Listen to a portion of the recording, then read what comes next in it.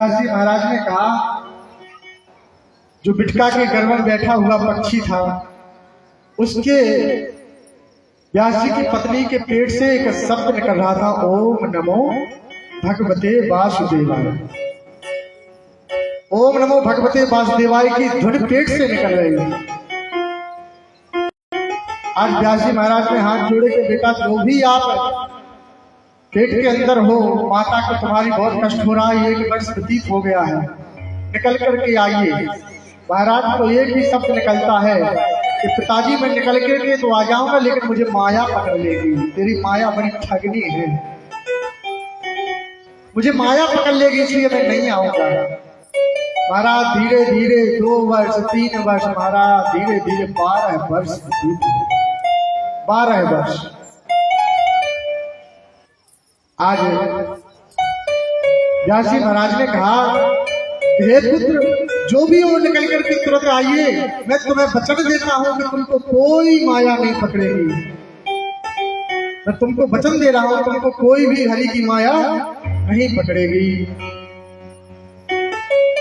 तो शब्द होता है केवल एक ही कि मैं निकल करके तो आ जाऊंगा, लेकिन मुझे पुनः माया पकड़ लेगी। भगवान की माया बहुत ठगनी है। बोले ठगनी है? बोले हाँ।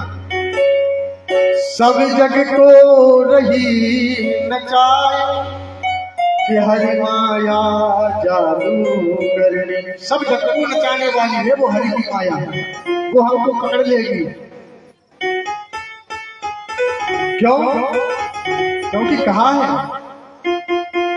बाबा गोस्वामी तुलसीदास जी भी इस बात को लिखते हैं, कहते हैं कि भूमि पर भावर पानी,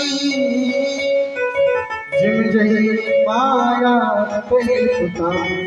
यदि भूमि पर जिस प्रकार से बूंद गिरती है, तो वो जिस प्रकार से भूमि में लिप्त हो जाती है, पता नहीं चलता कहाँ गई है, उसी प्रकार से जब जीव जन्म लेता है तो माया का भी पता नहीं पड़ता कब उसको माया लिपट गई है। तो ऐसी माया है, ये लिपट जाती है, इसलिए हम नहीं निकलेंगे। व्यास जी महाराज ने कहा, नहीं नहीं तुम निकल के आओ, किसी प्रकार से निकलो, तुम्हारी माया को, तुम्हारी माँ को बहुत कष्ट हो रहा है। तो श्री शुक्राचार्य जी कहते हैं, हम नहीं निकलेंगे, ना हम निकलने वाले हैं। भगवान ने स्वयं आकाशवाणी की, हे पुत्र तुम निकल करके आओ, तुमको हमारी माया छुएगी भी नहीं। भगवान के जब बचनों को सुना तो श्री शुक्राचार्य जी महाराज का प्रादुर्भाव हुआ, और प्रादुर्भाव होते ही जैसे ही पृथ्वी पर आए तो शुक्राचार्य जी 12 वर्ष के तो थे ही। बोलो श्री शुक्राचार्य जी महाराज की जय, भगवान की जय। आज श्री सुखदेव जी महाराज ने अपना नाल लिया, मैया तो लेट गई, बेसुध हो गई, और जन्म लेते ही सीधा नाल लिया, नाल को लेकर के कंधे पर डाला, ऊपर के लिए चल दिया। जब वन में जाने लगे, अब देखो पुत्र को तो माया नहीं लगी, लेकिन पिता को जैसे पुत्र पैदा हुए माया लग गई। क्योंकि शुद्ध वित्त नार, हर व्यक्ति को एक पुत्र की कामना होती है कि हमारे यहाँ पुत्र नहीं जाए। हर व्यक्ति की एक भाव रहता है, हमारे यहाँ पुत्र होना चाहिए। आज व्यास जी को जैसी माया लगी तो कहने लगे, यंत्र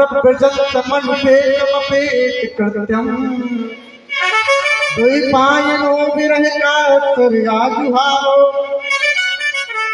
आजुहावो, हा पुत्र हा पुत्र हा पुत्र, दीर्घ कालो हृष्य फूलता।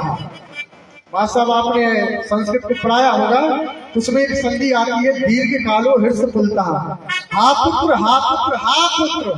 दुर्गा की बांग भी ऐसी लगती है, पहले बोलता क्रू कू, फिर क्रू कू, फिर और तेज बोलेगा क्रू कू कू।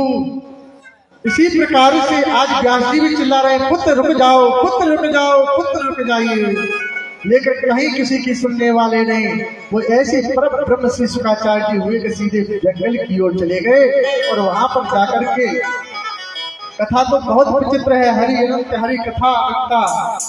कहाँ तक कथा को सुनाएंगे, ये कथा अगर सुनाने बैठ जाएंगे तो 2 दिन व्यतीत हो जाएंगे श्री शुक्राचार्य जी की कथा में। महाराज वन में गए, वन में जाकर के तपस्या करने लगते हैं। यहाँ पर नारद जी का आगमन हुआ। नारद जी ने कहा है व्यास जी महाराज अब समय आ गया है, तुम्हारे यहाँ पर पुत्र भी हो चुका है जिसका नाम सुखदेव है, वही तुम्हारी इस श्रीमद् भागवत का प्रसार प्रचार करेगा, वही तुम्हारी इस भागवत का प्रसार प्रचार करेगा। बोले महाराज इसको तो माया पकड़ती नहीं है, वो तो वन में चला गया है। बोले अरे तुम अपने शिष्यों को भागवत की श्लोकों को सिखाओ, वो जाकर के जंगल में जाकर के जब उसको सुनाएंगे तो वो उन्हीं श्लोकों को भागवत की जब श्लोकों को सुनेगा तो खिंचा हुआ चला आएगा। बोले श्लोकों से खिंचा हुआ आएगा? बोले हाँ। आज पुत्रों उन शिष्यों को सिखाया गया पर हा पीड़ा में नट पर बपू कर्णयो कर्णकार विप्रद वासा कनक कपिशम बरहा पीड़ा नटवर बपू। भगवान की उन्हें लीलाओं को सुनाया कि भगवान कृष्ण बड़े नटवर हैं, नट की तरह नाचने वाले हैं। कर्णयो कर्णकारम, भगवान कृष्ण के पास में यदि एक कनेर का फूल होता है ना तो कभी इस कान पे लगाते कर्णयो कर्णकार का। महाराज कनेर का फूल तो एक है, कर्णयो कर्णकार का, एक फूल को इस कान पे लगाते कभी इस कान पे लगाते। इतने नटखटिया है हमारे कन्हैया। इस लोगों को जैसे ही सुना और पढ़ करके जैसे ही शिष्य जाते हैं जंगल में गए श्री शुकाचार्य जी को सुनाया। शुकाचार्य जी ने कहा महाराज शिष्यों मुझे बताइए ये श्लोक कहाँ मिलेंगे? तो कहा कि जाओ तुम्हारे पिता के पास में भागवत कथा रखी हुई है उसमें है।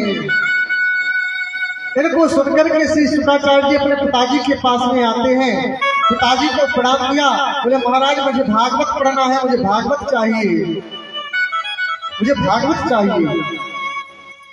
भागवत चाहिए तुमको? व्यास जी ने कह दिया यदि तुमको भागवत चाहिए तो तुम्हें गुरु बनाना पड़ेगा। बोले महाराज कौन गुरु बनेगा मेरा? बोले जाओ आपको ये जनक के पास में जाना है, जनक जी महाराज तुम्हारे गुरु बनेंगे। श्री शुकाचार्य जी पहुंच गए वहां पर। जनक जी को खबर पहुंचाई व्यास जी ने कि मेरा पुत्र आ रहा है और ये भागवत को पढ़ना चाहता है, इसकी अच्छी तरह से परीक्षा ले लेना कि ये भागवत का अधिकारी है या नहीं है। महाराज एक भक्त कहता है विद्या बताम भागवती परीक्षा।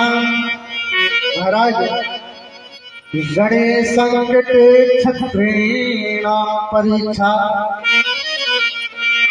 महाराज यदि रण में युद्ध हो रहा हो वहां से छत्री पीठ दिखा करके आ जाए तो फिर छत्री नहीं रहता है। छत्री किस काम का? जो पीठ दिखा के आ जाए रण से।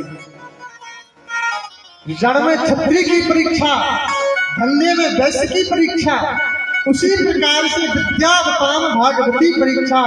विद्या में यदि होती है ब्राह्मणों की परीक्षा तो जो भागवत का वाचन करता है, जो भागवत को पढ़ता है, विद्या बताम भागवती परीक्षा, जो भागवत का अध्ययन कर लेता है उससे ब्राह्मण की परीक्षा। आज शुकाचार्य जी के पास शुकाचार्य जी पहुंचे जनक जी के पास में और द्वार पर खड़े हुए द्वारपालों से बोले जाओ और कह दो जनक जी महाराज से कि सुखदेव जी आए हैं, मिलना चाहते हैं। द्वारपाल गए और पहुंच करके जनक जी महाराज से कहा कि महाराज सुखदेव जी आए हुए हैं। तो जनक जी ने कह दिया कि कह दो कि खड़े रहो, अभी समय नहीं है मिलने का। महाराज 7 दिन तक श्री शुकाचार्य जी महाराज दरवाजे पर ही खड़े रहे। ऐसी परीक्षा 7 दिन तक हिले नहीं। जनक जी ने पूछा क्यों? वो भग्गे बाबा के अभी खड़े हुए हैं। सत्य।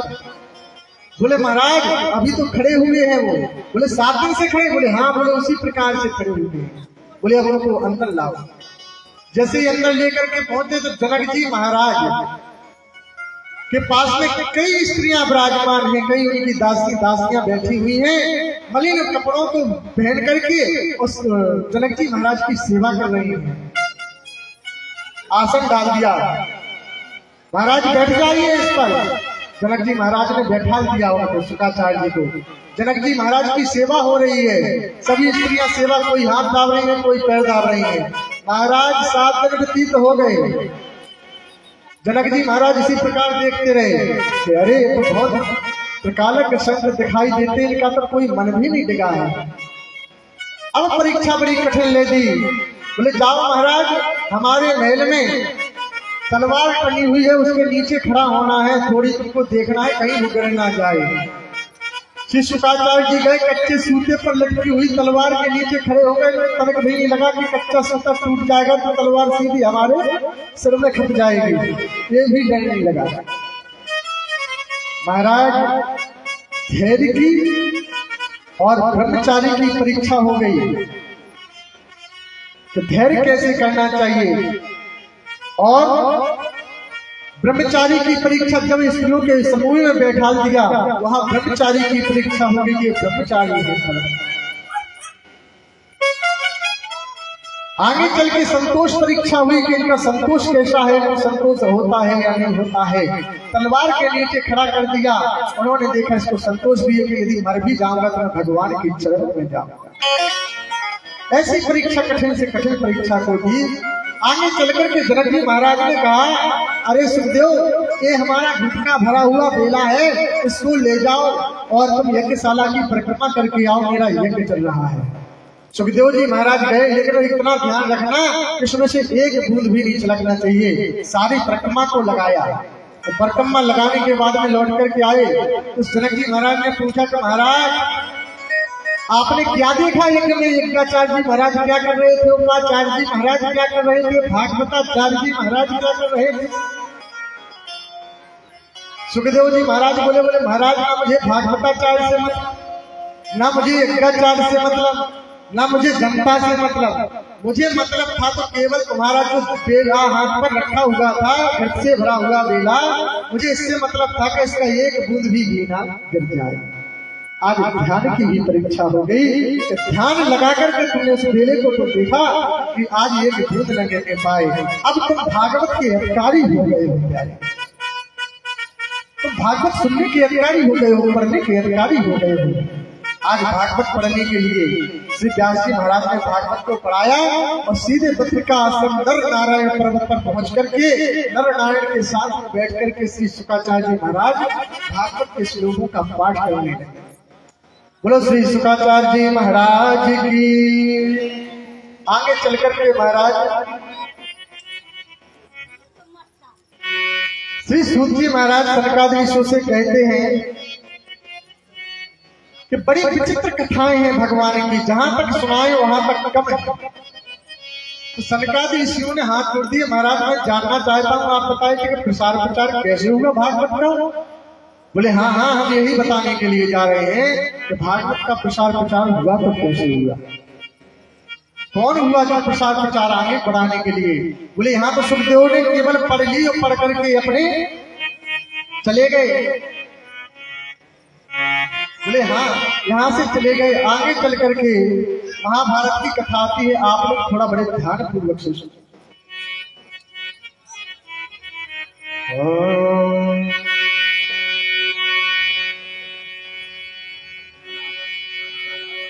यदा मृधे कौन, आइए संक्षिप्त महाभारत को लेते हुए हम स्पर्श करते हुए कथा को आगे बढ़ाएंगे, क्योंकि ध्रुव चरक तक पहुंचना है हमको।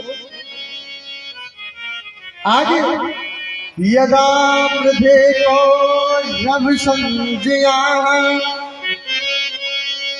तेषां दुर्योधनं गता मृगोदरा विशुद्धिगतयो ब्रवयो विदग्धै। महाराज जब कौरव पांडवों का युद्ध हुआ, युद्ध होने के बाद में पांडव विजय हुए, कौरव परास्त हुए। जब कौरव परास्त हो गए, कौरव सब मारे गए, केवल दुर्योधन ही ऐसा बचा जो मरणासन पर लेटा हुआ है। भीम ने इतनी गदाएं मारी, उसको इतनी गदाएं मारी कि वो मरणासन अवस्था में लेटा हुआ है और कराह रहा है युद्ध भूमि पर। महाराज बहुत दिनों तक कर रहा, लेकिन इतने में अश्वत्थामा गुरुपुत्र द्रोणाचार्य का पुत्र अश्वत्थामा वहां पर आ गया और आकर के दुर्योधन से बोला, मित्र तुम मुझे एक बात बताओ कि तुम यहाँ पर क्यों लेटे हो, आखिर कारण क्या है तुम इतने कराए रहे हो। बोले, महाराज मुझे मेरे जो भाई थे सौतेले, उन भाइयों ने मुझे मारा है तो मेरी ये अवस्था कर दी है, और अब तुम हमारे मित्र हो, यदि मित्र हो हमारे तो मित्र का भाव निभा करके मेरे बदले की भावना लेकर के मेरा बदला लेकर के आओ, क्योंकि तुम ब्रह्मास्त्र को भी जानते हो, तुम अनेक प्रकार के अस्त्रों को जानते हो, क्योंकि तुम गुरुपुत्र हो हमारे, गुरुपुत्र हो तो हो लेकिन परम मित्र भी हमारे हो। आज अश्वत्थामा ने कहा, आखिरकार में तुम्हें पांडवों से बदला लेना है। बोले हाँ।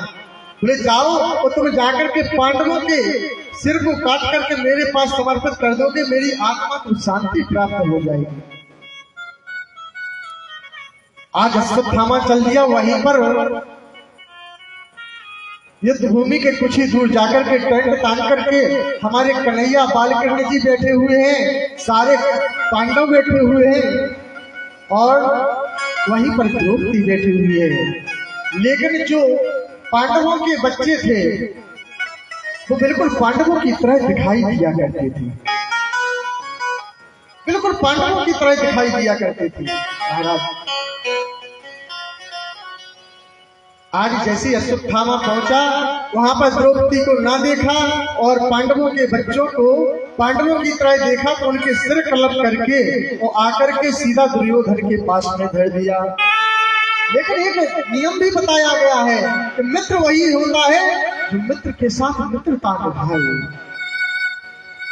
दुख में सुख में एक साथ मित्र हो जाए, उसे मित्र कहा गया है। आज अश्वत्थामा अपने मित्र दुर्योधन के लिए पांडवों का सिर कलप करने के लिए तैयार हो गया।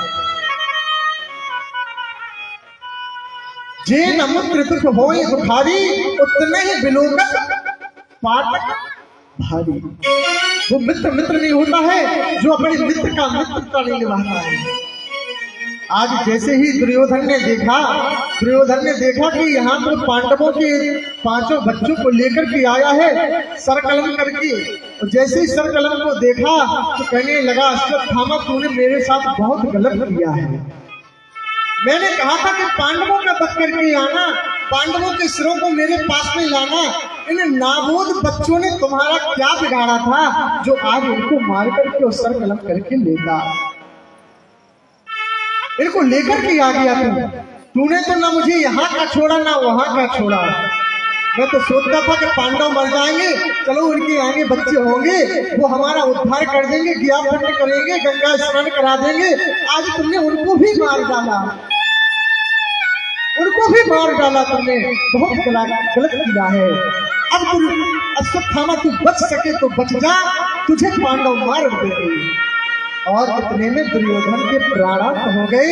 सोचता सोचता भगवान के परम धाम को चला जाता है। लेकिन यहाँ पर द्रौपदी ने जब अपने पुत्रों को नहीं देखा तो आंखों से अश्रु की धार बहने लगी। एक माँ ही अपने पुत्रों के दर्द को समझ सकती है प्यारे, जिसके 5 पुत्र मर जाए वो ही जानते हैं कि क्या पुत्र का भाव होता है। जिन माओ के पुत्र नहीं होते हैं वो बड़ी दुखी रहती है, और जिसके 5 पुत्र हो जाएं और मारे जाएं उसके हृदय की पूछो क्या उसके हृदय पर बीतती होगी। आज माता ने द्रौपदी ने अपने पुत्रों को नहीं देखा तो रुदन करती हुई चिल्लाने लगी, हे कन्हैया ये क्या हो गया मेरे साथ में, एक कौन सा अनर्थ हो गया है, मेरे पुत्र कहाँ चले गए हैं। ऐसा सोच करके रुदन करती है। महाराज माँ की ममता को क्या बताएं, जितना बताते हैं उतना कम है वो माँ की ममता। माँ के हृदय के उद्गार को क्या क्या बताएं हम। अगर माँ की ममता हो, अगर माँ की ममता लुटाई न होती तो ममता नहीं माँ कहाई हो। ममता नहीं माँ कहाई होती, ममता नहीं माँ कहाई हो।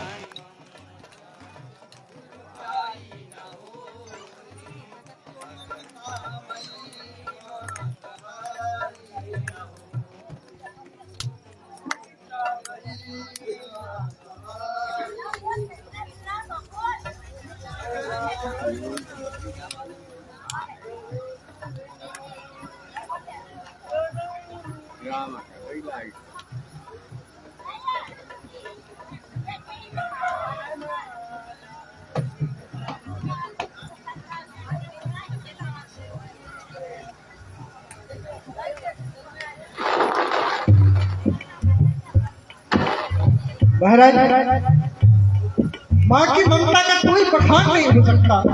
आप लोगों से करबद्ध प्रधान जी निवेदन है कि जनरेटर चलने दीजिए थोड़ा। अगर ममता लुटाई न होती तो ममता मई माता ओ ममता मई माता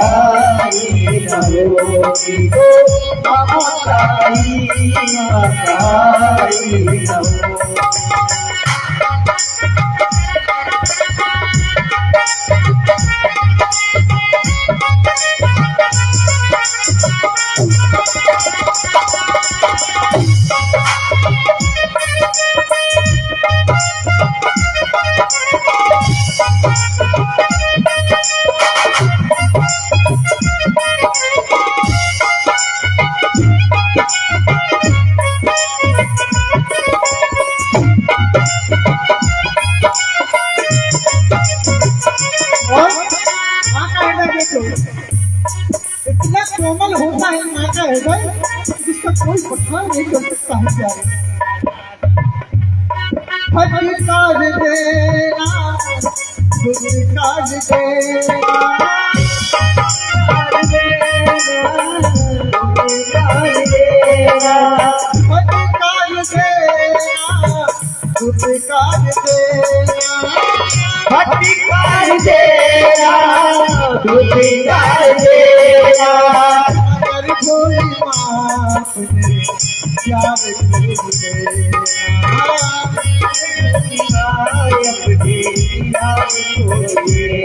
देखो माँ अपने पुत्र को फटकार देती है, धटकार देती है, लेकिन अंत में उसे मना लेती है, बेटा तू चल रोटी खा।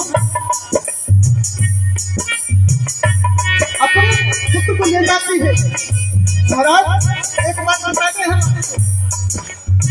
जब भी पुत्र व्यापार करके लौटता है तो माँ की आंखें बेटे के पेट की तरफ जाती है, लेकिन पत्नी की आंखें केवल जेब की तरफ जाती है।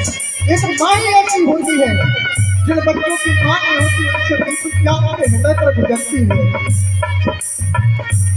भगवान किसी के साथ ऐसा न करे कि किसी की माँ को छीन ले। संसार की यदि धरोहर है, संसार का यदि साक्षात भगवान है तो वो माँ है। माँ के अलावा और कोई नहीं है। बच्चे के लिए जो प्रथम गुरु होती है वो माँ ही होती है। माँ चाहेगी तो अपने बच्चे को भगवान बना देगी, माँ चाहेगी तो अपने बच्चे को शैतान बना देगी। लुटाई न होती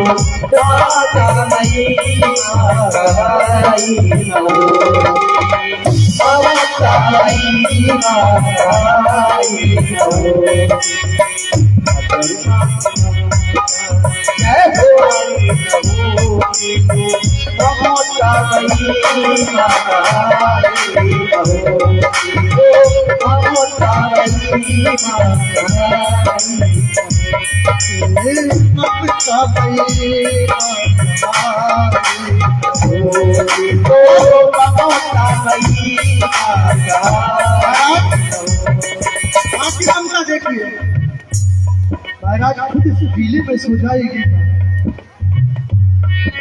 माँ स्वयं पीले में सोने को तैयार हो जाएगी, लेकिन बच्चे को सूखे में सुलाएगी। महाराज एक बार में, दो बार में, 3 बार कपड़ों को बदलेगी, उसको सूखे में लिटा देगी, स्वयं पीले में सो जाएगी।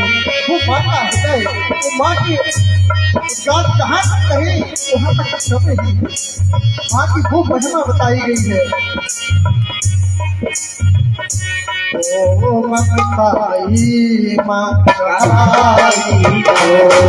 ओ ममताई माताई ओ ममताई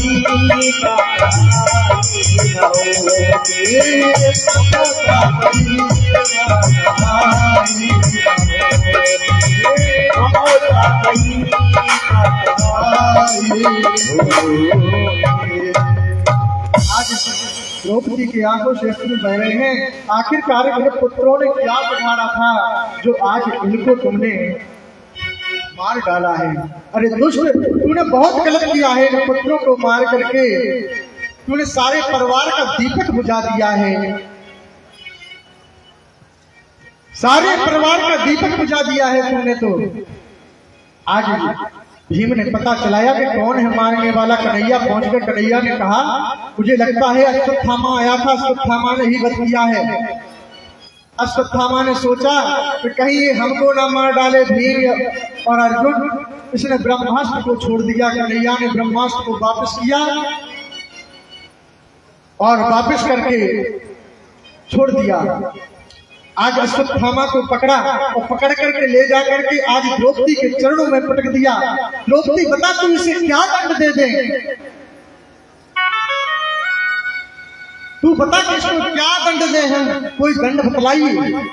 द्रौपदी ने कह दिया, हम तो कुछ जानते नहीं हैं, जो है सो कन्हैया है, कन्हैया ही बताएंगे। द्रौपदी, तू कहे तो उसे मैं मृत्यु दंड दे दूं, इसे अभी मार डालूंगा। आज द्रौपदी के कहने लगी, मैंने अभी बताया था कि माँ ही एक माँ का दर्द जानती है प्यारे। एक स्त्री ही स्त्री का दर्द जान सकती है और कोई ऐसा नहीं है कि दर्द को समझ सके। आज द्रौपदी कहने लगी, नहीं नहीं, इसे मारना नहीं है। बोले क्यों? क्योंकि मेरे तो 5 पुत्र थे, तब मेरे हृदय पर क्या बीत रही है, लेकिन अरुंधति मैया के गुरु माता की एक अकेला पुत्र है, अकेला पुत्र है अश्वत्थामा।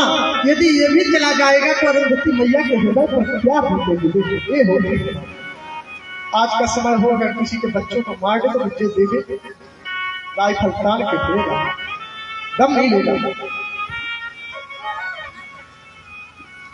मुंचता मुंचता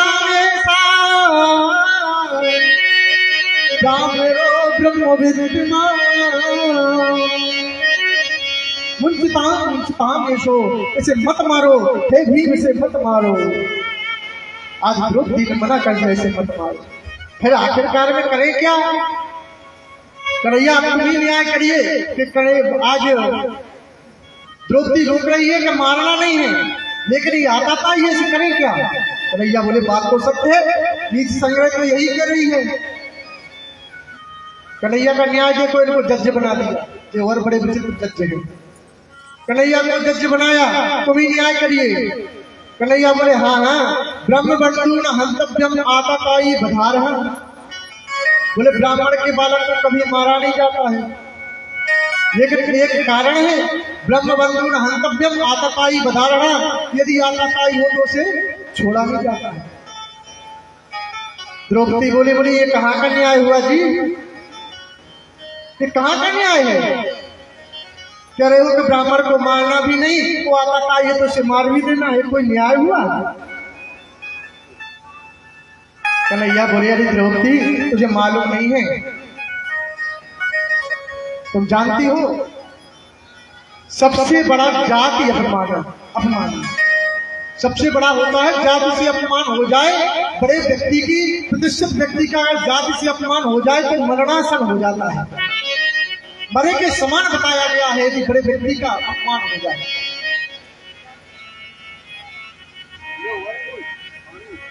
तो भीम बोले, आगे करें तो क्या करें? बोले, इसके सिर में जो समयंत्र जो मणि है, ब्रह्म मणि है, उसको छीन लीजिए आज। और बोले, इसकी आधी दाढ़ी आधी मूछ मोड़ करके बाहर गांव के निकाल दीजिए। आज भीम ने ऐसा ही किया, जो मणि उसके ब्रह्म मणि थी मस्तक पर, उसको छीन लिया, निकाल दी, और आधी दाढ़ी आधी मूछ मोड़ करके बाहर निकाल दिया गया। अपमान की बदले की भावना लेकर के अश्वत्थामा बोला, मैं जिंदा भी नहीं छोड़ूंगा किसी को जिंदा नहीं छोड़ूंगा, किसी को मैं छोड़ नहीं सकता हूं, क्योंकि मेरा अपमान हो गया है। ब्रह्मास्त्र को चलाया, इसने ध्यान लगा करके देखा कि जो अभिमन्यु थे, अभिमन्यु तो वीर गति को प्राप्त हो गए, लेकिन अभिमन्यु का पुत्र वधु जो उत्तरा है, उत्तरा के गर्भ में पल रहा एक बालक है, उसको मैं भी जिंदा नहीं छोड़ूंगा, उसको भी मार डालूंगा। उत्तरा के गर्भ में जो बालक पल रहा है, उसे भी मार डालूंगा। अब मैं कौरवों के पांडवों के खानदान में किसी को रहने ही नहीं दूंगा। ब्रह्मास्त्र को चलाया, छोड़ दिया, उत्तरा के गर्भ की तरफ जैसे ही दौड़ने लगा वो ब्रह्मास्त्र, और जाकर के उत्तरा के गर्भ के पास में पहुंचा। उत्तरा चिल्लाई, रिश्ते में भगवान कृष्ण उत्तरा के ममिया ससुर लगते हैं, चिल्लाने लगे क्योंकि सुभद्रा की पुत्र वधू है उत्तरा। सुभद्रा भगवान कृष्ण की बहन है। चिल्लाने लगी कि मोहन मामा निक मेरी ओर तो आओ ना। हे मोहन मामा, मेरी तरफ तो आओ। ये जाने क्या एक तेज सा चला रहा है, तो मुझे ऐसा लग रहा है कि वो मेरी उधर को नष्ट कर देगा, मेरे पेट में पल रहे बच्चे को नष्ट कर देगा। मोहन मामा चिल्लाने लगे। आज जैसे चिल्लाई मोहन मामा, कन्हैया पहुंच गए। कन्हैया ने एक सूत छुलूक लेकर के और उत्तरा के गर्भ में प्रवेश कर गए, और जो पेट में पल रहा बालक था उसको बचा लिया, ब्रह्मास्त्र को वापस कर दिया कन्हैया ने। समय बना महाराज, आगे चल करके उत्तरा के गर्भ से एक बालक का जन्म हुआ। सभी लोग एकत्रित हो गए, सभी एकत्रित हो गए, खुशियां छाई हस्तिनापुर में, पांडवों के घर में कि पुत्र हुआ है, पुत्र हुआ है। सभी लोग खड़े हुए हैं। आज कन्हैया भी धोती कुर्ता टोपी लेकर के पहुंचे, हमारी पुत्र वधू के यहाँ पर मेरा नाती हुआ है, नाती को हम अपने वस्त्र पहनाएंगे। और जैसे उत्तरा के गर्भ से एक बालक का जन्म हुआ, तो बालक चारों तरफ देखना प्रारंभ कर दिया और रोने लगा। चारों तरफ देखता है और रोता है। तेषां विभजते माया कश्यपानां परीक्षितो भव। और जब चारों तरफ देखने लगा, मोहन पहुंचे। मोहन ने देखा ये किसी से चुप नहीं हो रहा है। मोहन ने हाथ में लिया, कन्हैया ने जैसे ही हाथ में लिया, भगवान वह बालक चुप हो जाता है। और जैसे ही चुप हुआ तो कन्हैया ने उसका नाम परीक्षित रख दिया गया। बोलो परीक्षित जी महाराज की। आज परीक्षित नाम रख दिया गया। बोले महाराज इसका नाम परीक्षित क्यों रखा? बोले इसलिए रखा क्योंकि इसने परीक्षा की है सबकी, किसी से चुप नहीं हुआ, केवल भगवान को देखता रहा कि जिसने मुझे पेट में बचाया था वो कहाँ है। बच्चे रोते हैं ना, कहाँ है, कहाँ कहाँ। जब बच्चा पैदा होता है तो रोता है, जिसने मुझे पेट में रक्षा की है वो कहाँ चला गया है, तो कहाँ चला गया है। लेकिन जब बड़ा होता है तो सब कुछ भूल जाता है।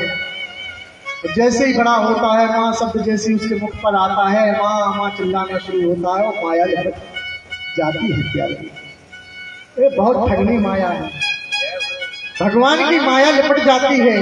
आज परीक्षित ने चारों तरफ देखा, और देखने के बाद में भगवान ने उनको धोती कुर्ता टोपी पहनाई। परीक्षित जी बड़े हुए, कुछ बड़े हुए, खेलते कूदते हुए रहने लगे। कुछ समय व्यतीत हुआ, उसके बाद में कन्हैया ने कहा कि देखो भैया बहुत दिन हो गए हैं, तो मैं द्वारका नहीं गया हूँ, द्वारका में जाऊँगा, वहाँ की लीलाओं को भी देखना है, आने का वहाँ क्या है, वहाँ भी जाऊँगा। वहाँ पर क्या हो रहा है मुझे वहाँ भी देखना।